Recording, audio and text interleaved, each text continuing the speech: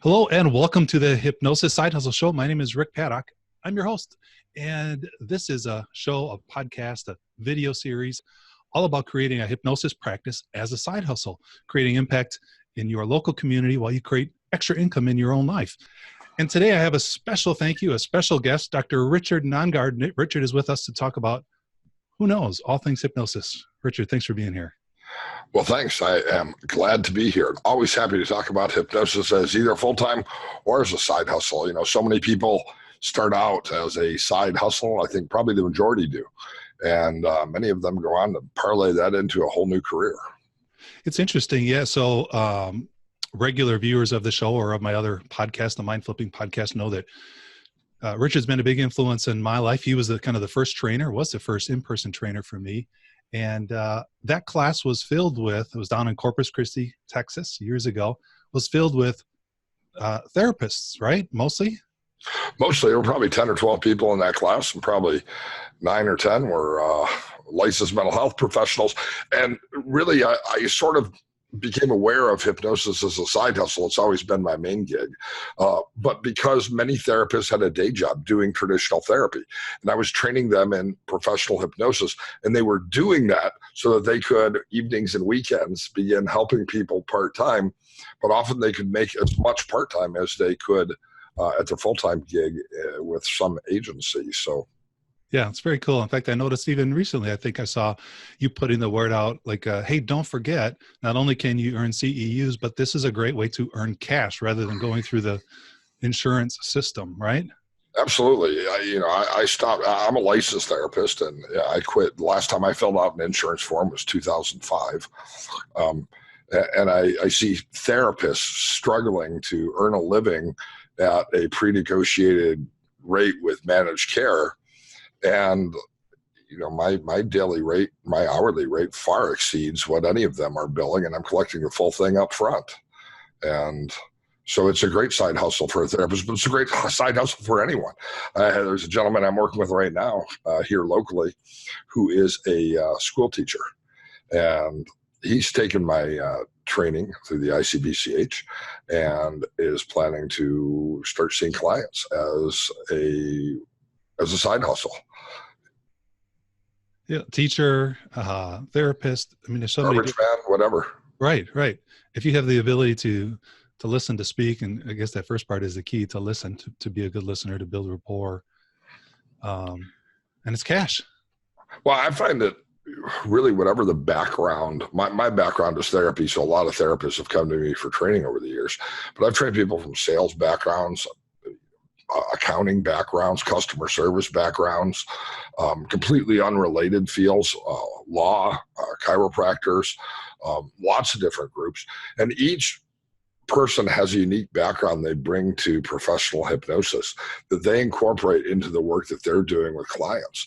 I think it's great that in the hypnosis profession, almost all of us come from some other background first. There are very few 22-year-olders taking a hypnosis training course to make this their career.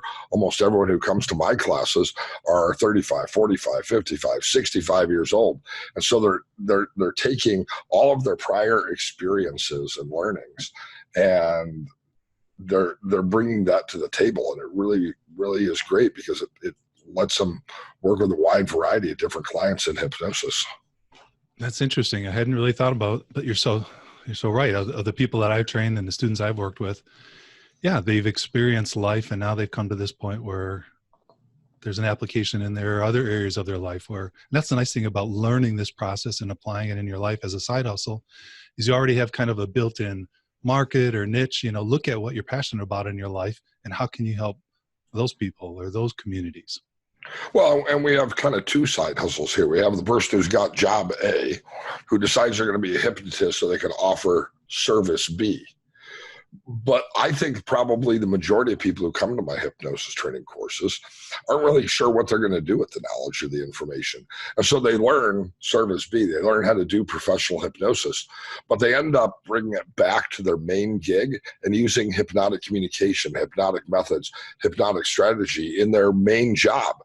And the result is that if they never do professional hypnosis as a side gig, they still are exceeding their expectations because it's helping them to be more successful in customer service or management or providing whatever service it is that they're offering in their day gig to the folks who they work with. So it cuts both ways. It's something that can be used as a side hustle to begin a new career path, but it can be also something that is brought in to rejuvenate a boring career or to make a moderately successful career a super successful career. And that is often, what people tell me after they take the training, how they've used it. And it's great. Yeah, I guess absolutely. It's almost like an unexpected side benefit rather than a side hustle. They get in, learn it, perhaps even thinking about making some extra money, creating a side hustle, but then they apply it to their current job, their current position, and see the influence in that. Well, people see hypnosis as something unique and special and different. And when they take, at least when they take good hypnosis training, they soon discover that hypnosis is everywhere, and that what they've been doing, even in sales, perhaps has been hypnotic. They just didn't know how to effectively maximize the potential. That's a great way of putting it. And the other thing that I find hard for me to verbalize, quantify, communicate, and that's that as you learn the skills, whether you're intending to add it to your current profession as an extra skill, as an extra offering, or as a side hustle, the impact on your own life is it's unforeseen. Like, so many people, I know myself, it's just the trickle down that as you're in this business and you understand the way our mind works and the power of our own thoughts and words, that it impacts every part of your life. Absolutely. Clients say to me all the time, well, have you ever been hypnotized, Richard? And the answer is, of course, yes. And hypnosis has helped me to achieve peak performance states in a number of different areas in my life. It's helped me overcome what I had 20 years ago, a fear of flying. It's a process I use to stop smoking. It's a process that I use every day to create calm and to enjoy the moment rather than stressing about the future. So on that note, one of the things I love about your training, about your mindset, about your message is the similarity between hypnosis and mindfulness. And I incorporate a lot into what I do personally, living in the moment and teaching my clients about the power of mindfulness. And as you know, in today's society and mass media, mindfulness is a bit of a buzzword. It's accepted, and yet still hypnosis doesn't have the same acceptance. Can you share a little bit about the relation between those two, and for those that aren't familiar with each of them? Well, sure. On the internet, we want to have semantic debates. Is hypnosis the same thing as meditation? Is meditation always mindful? Those are great semantic debates to entertain time on the internet. In the real world, though, the reality is, I've heard some people say, mindfulness and hypnosis are two sides of the same coin. Well, it doesn't really matter because they're the same coin. And mindfulness is a time-tested, proven strategy. Mindfulness is all about teaching our clients or learning ourselves, a self-application, to live fully in the present. I was influenced by the profound words from the great Master Oogway. I've probably quoted him more than anyone else I've ever quoted. Yesterday is history. Tomorrow is a mystery. All we have is the present, and that's why it's a gift. Of course, the great Master Oogway is the turtle from Kung Fu Panda. And I tell people all the time, as long as you're breathing, you're actually okay. Because the only moment we actually have is right now. We can't actually change or alter the past. We could all get hit by a meteor next week and not be here for the things that we worry about. Really, what we have is this moment. I've been putting together a fear of flying course. That was based on my own experiences overcoming fear of flying, but also the many clients I've worked with over the years to help them not only get over a fear of flying, but really find a joy in flying. I, just got off a plane yesterday, and I loved my flight. It was joyful. And it was joyful because I stayed in the moment, even though the flight was delayed, even though I was on a budget airline, even though, there were stressors around me. it was a great flight because in this moment, as long as I'm breathing, I'm actually okay. Didn't have to worry about the future. Didn't have to regret the past or wish to shut the door on it. I could just be fully present in that moment, listening to some music on my headphones and eating a cheese and cracker snack tray and watching the time go by. Doesn't get any better than that. Sitting on the tarmac, cheese and crackers. That's right. Well, I love that, and just that message, as long as we're breathing, everything's okay. If you can embrace that, that's huge. Well, I've worked with a lot of oncology patients over the years, and they have catastrophic diagnosis, and they're facing real difficulties or have a sense of overwhelm. When I teach them that simple truth that no matter what you're feeling, no matter what the doctor is saying, no matter what anxieties you have in your mind, as long as you're breathing, you're actually okay.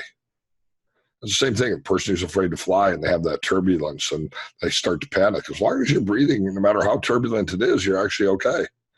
In the middle of making a change at work, when things are stressful, as long as you're breathing, you're actually okay. And that simple truth is really the essence of mindfulness.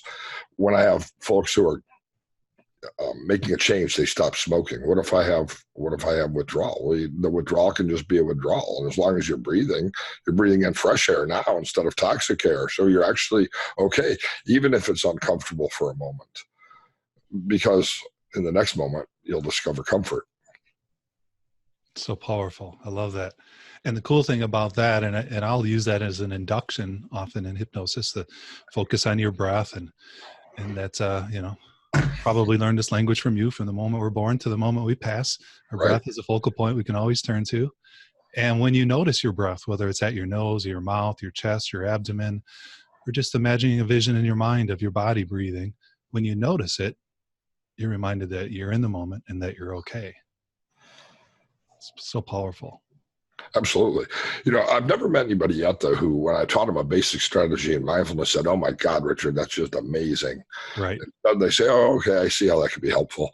It's when they practice it, when they practice bringing their attention to the present moment, letting a thought be a thought rather than following it, letting a sensation be a sensation rather than following it, letting an emotion be an emotion without following it. And just practice bringing their attention back to the present. Then it becomes habit. And intuitively, they find themselves in situations where they used to handle it in difficult ways or even unhealthy ways. And they say, "Oh my gosh, that mindfulness stuff works, Richard. I was at the red light. Normally I would have laid on the horn and, flipped somebody off and, gotten a speeding ticket. But instead I just drove. And now I'm mindful," and they notice what the difference is. That's a great key, the practice. It's a funny story. We're going to bring in a couple of things here. I don't know how often I've shared it. I know I've shared it somewhere. Speaking of mindfulness, breathing, and flying, I'll have clients ask me, what do you understand the way the brain works. Do you struggle with anything? And we all have the ups and downs and the natural course of our life. And there was one time where I was on a 3 or 4 hour flight. And we landed, and nature was calling. It was getting to be that time where I was reaching my limit, and they wouldn't open the airplane door. And so my anxiety level was rising, and nature was calling in a number of ways. And what did I do? I was by the window. I couldn't stand. I was feeling a little bit trapped. I took my attention to my breath. I imagined a protective bubble around me. With every breath, I felt more and more comforted and protected. And like you said, for somebody who may be struggling with withdrawal symptoms or any other unwanted symptoms, it faded away. And the door eventually opened. I think it was 20 minutes. And I safely made it to that wonderful restroom in the airport. Right. But the breath and the focus on it. Well, and that's what we do with our physical sensations. So the smoker says, "I have this uncomfortable withdrawal." Or the person who's trying to lose weight says, "But I'm hungry." Well, hunger is just a part of the digestive process. It's normal. So if you just let a hunger be hunger without attaching meaning to it, this is bad, this is uncomfortable, I must, eat a cheeseburger right now, then you can just be hungry. Same thing with urine flow. Mm-hmm. And by the way, this is an odd topic to be talking about. You gave the plane example, but for men over 50, this often becomes an issue. And And a sensation is just a sensation, and it only becomes a problem when we actually follow it.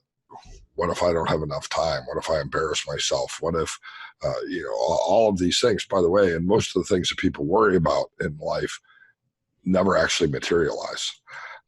And so a sensation can just be a sensation without me having to follow it or bring my attention to it or amplify it. There really isn't anything we can do to mitigate difficulty in life, but we can do a lot to avoid amplifying our misery.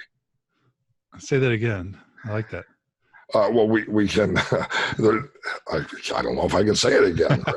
But we can't really avoid pain in life. Life is painful, but what we can do is we can avoid artificially inflating misery, and that's what our minds do. And this is why mindfulness is a great meditation practice too, because a lot of people think meditation is about clearing the mind. That's not actually possible. I meet people who learn an approach to meditation as clearing the mind and they become frustrated. Well, like a fish swims in the water, people swim in their thoughts. So the question isn't how do I stop my thoughts, but how do I let my thoughts just be my thoughts without me following them, without me becoming enmeshed in them, without me amplifying the aspects of it that aren't really helpful to me. And that's what mindfulness teaches, and good hypnosis.